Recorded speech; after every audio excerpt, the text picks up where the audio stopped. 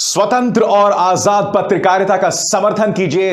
सच में मेरा साथी बनिए। बहुत आसान है दोस्तों, इस ज्वाइन बटन को दबाइए और आपके सामने आएंगे ये 3 विकल्प। इनमें से एक चुनिए और सच के इस सफर में मेरा साथी बनिए।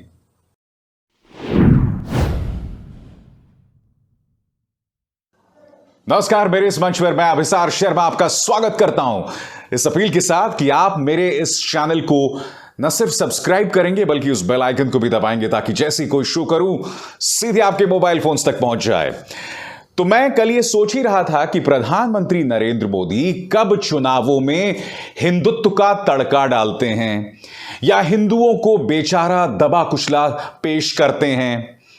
अब मैं आपको बतलाने वाला हूं दोस्तों, प्रधानमंत्री नरेंद्र मोदी ने भी उत्तर प्रदेश के चुनावों में हिंदू धर्म का तड़का डालना शुरू कर दिया है।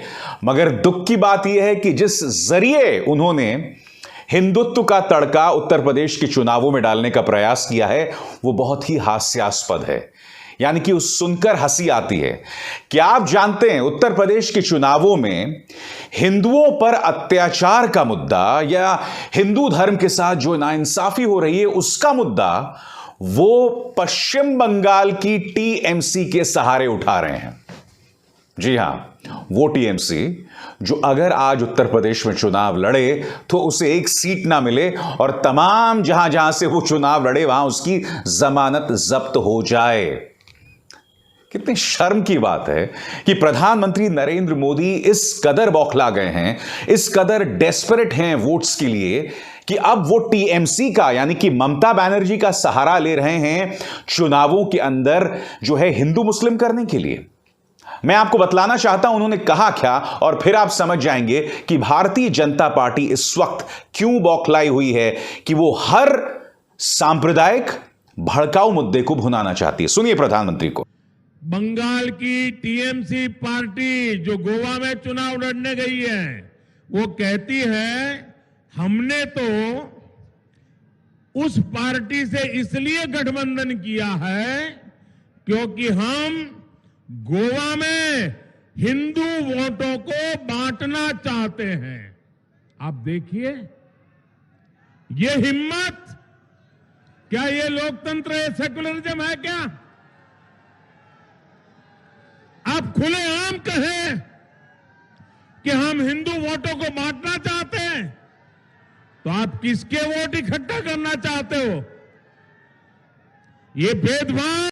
तो सुना आपने, ये बयान समाजवादी पार्टी ने नहीं दिया, ये बयान कांग्रेस ने नहीं दिया, ये बयान बीएसपी ने भी नहीं दिया, यानी कि इस तरह का कोई भी बयान उत्तर प्रदेश की किसी पॉलिटिकल पार्टी ने नहीं दिया। मगर प्रधानमंत्री चाहते हैं कि किसी तरह से चुनाव हिंदू वर्सेस मुस्लिम हो जाए, लिहाजा अब हिंदू अस्मिता की बात की जा रही है।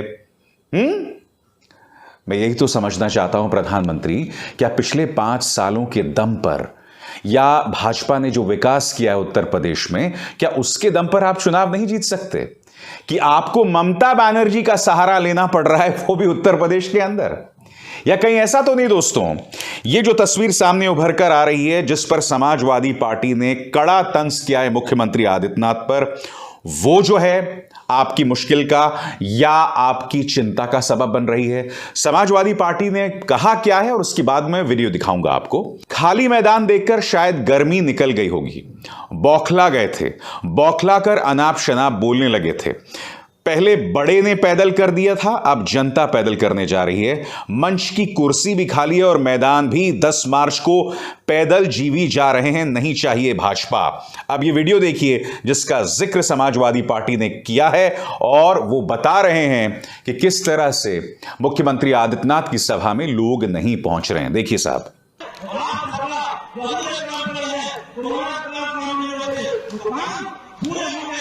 यही नहीं, अपने एक शो में मैंने आपको बताया था कि गन्ना मंत्री सुरेश राणा ने चुनाव आयोग से अपील की थी कि कम से कम 40 बूथों पर फिर से मतदान कराए जाएं, क्योंकि वहां पर समाजवादी पार्टी और रालोद ने अपनी दबंगई दिखाई।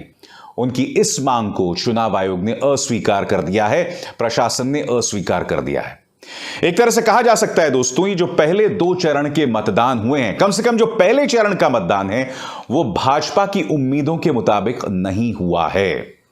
कई जानकार मान रहे हैं कि इसमें समाजवादी पार्टी और राष्ट्रीय लोकदल ने तुलनात्मक अध्ययन में, यानी कि अगर आप कंपैरिजन करें, भारतीय जनता पार्टी से बेहतर किया है। और यही वजह है कि प्रधानमंत्री नरेंद्र मोदी बेवजह हिंदुत्व का राग अलाप रहे हैं चुनावों में, वो भी किसका सहारा लेकर? टीएमसी का।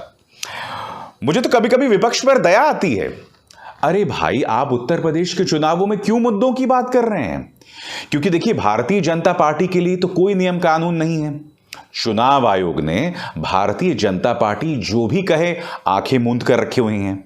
आज सुबह 8 बजे मुख्यमंत्री आदित्यनाथ का इंटरव्यू एएनआई ने किया, यानी कि जब लोग वोटिंग देने जा रहे थे तब मुख्यमंत्री आदित्यनाथ का इंटरव्यू चल रहा था।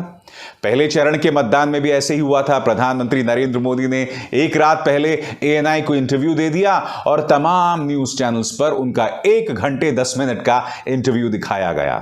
तो मैं यही तो समझना चाहता हूं, विपक्ष यानी कि अखिलेश यादव, प्रियंका गांधी वाड्रा मुद्दों की बात क्यों कर रहे हैं?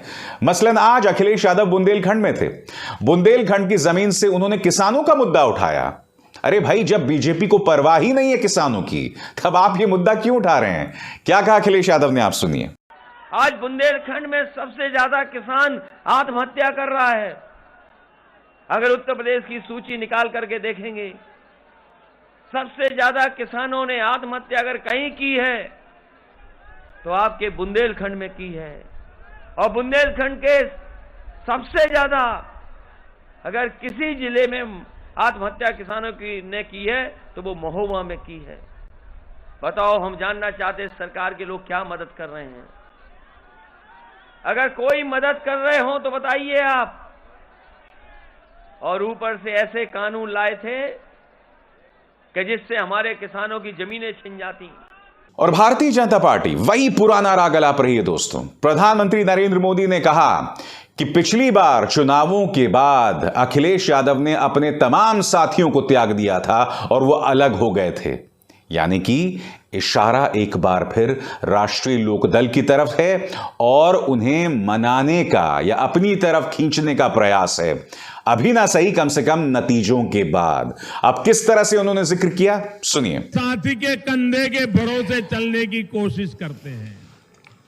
आप लोग ऐसा लोगों पर विश्वास करेंगे कि जो हर चुनाव में जिस साथी को लाते हैं उसको भी थका मार करके निकाल देते हैं।